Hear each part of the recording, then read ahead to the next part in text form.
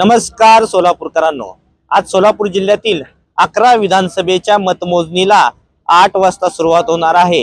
या मतमोजणीचं लाईव्ह सोलापूर शहर उत्तर, सोलापूर शहर मध्य, सोलापूर शहर दक्षिण यासह सर्व जिल्ह्यातील 11 विधान मतदारसंघाचं लाईव्ह अपडेट लोकप्रवाह मीडिया प्रत्येक तासाला देणार आहे।